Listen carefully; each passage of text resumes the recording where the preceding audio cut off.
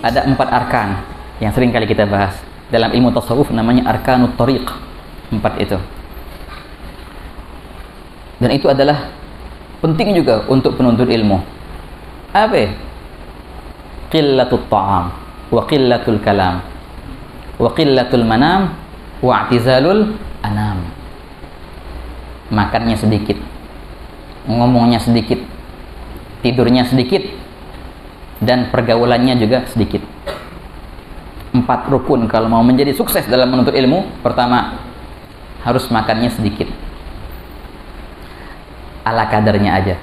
Makan yang sekiranya engkau bisa untuk tahan sampai makannya akan datang, begitu.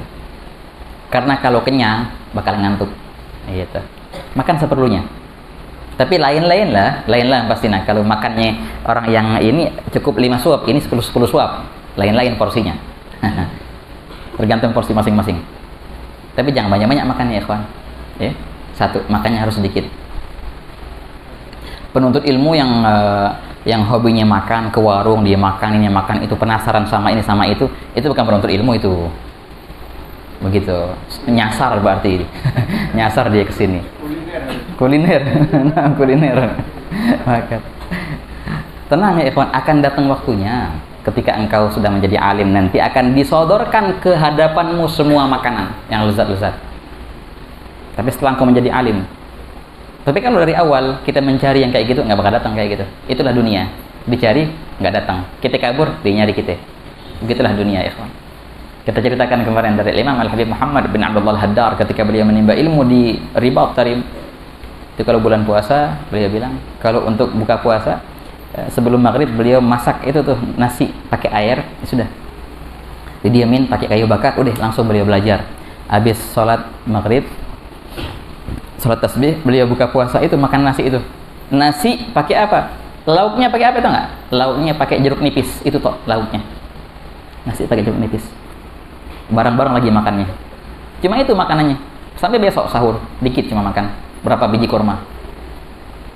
Beliau berkata, setelah beliau menjadi seorang ulama yang tenar, Al-Habib Muhammad bin Abdullah Al-Haddar. Ini mertuanya Al-Habib Zain bin Sumayyad dan mertuanya Habib Umar juga, beliau ini. Ketika beliau di akhir umurnya di kota Mekah dan disajikan di hadapannya makanan yang lezat-lezat, beliau berkata kepada anak-anaknya, wahai anak-anakku, Masya Allah, beliau mengenang hari-harinya di Ribat Tarim.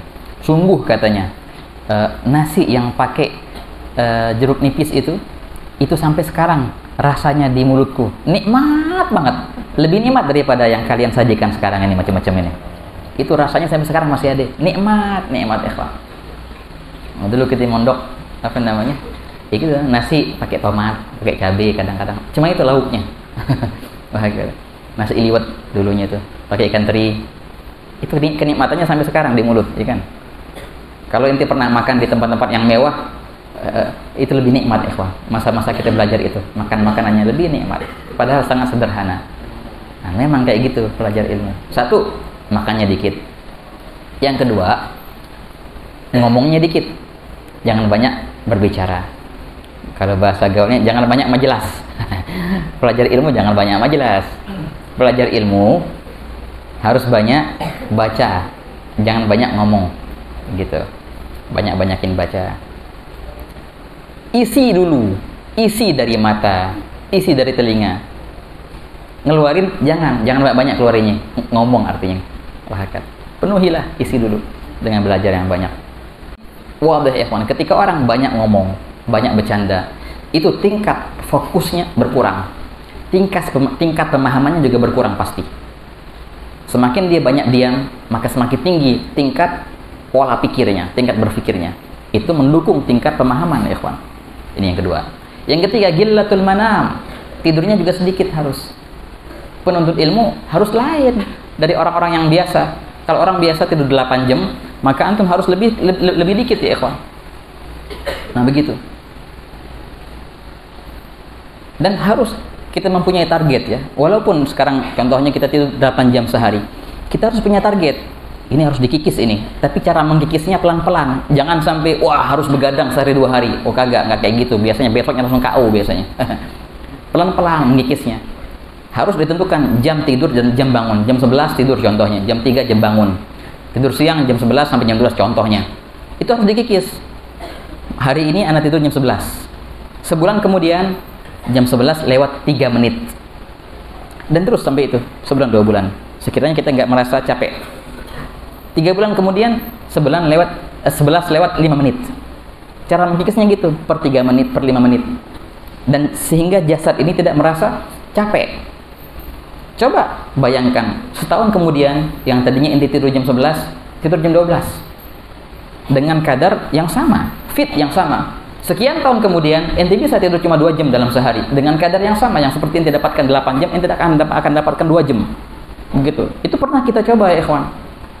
2 jam sehari tidur, 1/4 jam di siang hari, dan sejam 45 menit di malam hari. Ya kayak gitu. Persis yang kita tidur 8 jam, itulah daya yang sama kita dapatkan dalam 2 jam itu. Tapi dengan tadarruj, dengan perlahan-lahan, sekian tahun penuhnya. Diceritakan dari Al-Imam Al-Habib Muhammad Al-Haddar, beliau di akhir hayatnya itu cukup tidur hanya sekedar hafawat begini saja, begitu, cukup beberapa detik saja, cukup untuk seharian. Ditanya sama murid-muridnya, Masya Allah ini keramat ini. Bukan keramat, inilah mujahadah sekian puluh tahun. Kalau setiap 2 bulan dikikis 3 menit, kalikan 40 tahun kemudian bagaimana? Begitu, bisa tidur cuma 1 menit dan persis seperti 8 jam tenaganya. Begitu ikhwan. Dan memang nikmat ikhwan. Nikmat kalau kita bisa bergadang dalam kebaikan dengan cara mengkikis yang betul, maka itu adalah nikmat. Imam Syafi'i berkata, nusibah hadzal bait, dinisbatkan abiyat ini ke Imam Syafi'i, tapi banyak lagi yang menisbatkan ke Imam Az-Zamakhsyari. Beliau berkata, sahri litangihil ulumi aladzuli min wasli ghaniyatin wa tibi anagi wa tamayuli lihalli awisatin ahla min ad-dawka'i wal usyaqi. Beliau berkata, ketika aku bergadang untuk mengkaji ilmu, bermalam dengan ilmu itu lebih nikmat daripada aku bermalam dengan seorang kekasih, katanya. Ketika aku bergoyang-goyang dalam kebingungan memikirkan masalah, itu goyang-goyangan badanku lebih aku rasakan nikmatnya daripada apa? Daripada goyang-goyangan ketika mendengarkan musik. Beliau berkata, wa aladzu min nagril fatati lidufiha nagri liulgir ramla an auragi. Ketika aku menepuk-nepuk kitabku demi membersihkannya dari debu, kitab itu kan ya, ditepuk-tepuk sama dia, dibersihin dari kitab, dibersihin dari debu. Tepukan kitab itu lebih aku rasakan indahnya daripada tepukan orang main rebana. Nah, kalau orang main rebana kan asyik tuh, asyik tanyain tuh, enak nggak? Kita sih lihatnya mereka kesakitan tangannya, ya kan nggak? Mereka enak kok, keenakan. Kata Imam Syafi'i, ketika aku menepuk kitab-kitabku demi membersihkannya dari debu, tepukan itu aku rasakan indah dan lezat lebih enak daripada nepuk rebana. Kata Imam Syafi'i. Warubiya kadzalik an Imam Az-Zamakhsyari. Begitu ya, yang terakhir, wa'tizalil anam. Jangan banyak bergaul, jangan banyak kenalan. Kalau mau kenalan, kenalanlah sama kitab. Kalau mau berteman, bertemanlah dengan kitab. Kalau mau khalwat di maktabah. Itu sekarang waktunya. Jangan banyak punya teman. Wah, kata. Itu kunci yang penting, ikhwan. Maka Al-Imam Muhammad bin Abdullah Haddar dalam ketika beliau masa belajar di Rabat Tarim, itu 4 tahun beliau lalui dan cuma ada beberapa orang sahaja yang beliau kenal. Yang lain cuma kenal muka. Kenal nama, akrab enggak. Begitu. Pas ditanya, ada berapa jendela di kamarmu? Di kamarmu ada berapa jendela? Enggak tahu. Karena beliau enggak merhatiin. Sekarang kita duduk di sini, kita langsung kan ada 4 tiang sekarang di sini. Ketika beliau ditanya, ada berapa tiang di musola Rabat Tarim? Nggak tahu berapa tiangnya. Padahal 4 tahun di situ, nggak pernah mikir ke situ karena fokus dengan ilmu sahaja. Ya ikhwan, i'tizalul anam. Wahakala. Yang terakhir, wahakala. Engkau harus pelit dengan waktumu, ya kan? Pelajar ilmu itu pelit dengan waktunya. Nggak rela dia mengorbankan waktunya untuk dibuang-buang di kedai atau di mana ya? Di warung. Enggak. Itu bukan tempatmu. Tempatmu itu di kitab. Waktu itu mahal ya ikhwan, dan waktu adalah modalmu. Al-waqtu anfasu ma wanita bihifdhihi wa arahu aktsaru ma 'alaika yadhi'u. Wa hakala. Waktu penting. Dan kita bisa hitung tuh. Dulu kita ngitung bagaimana?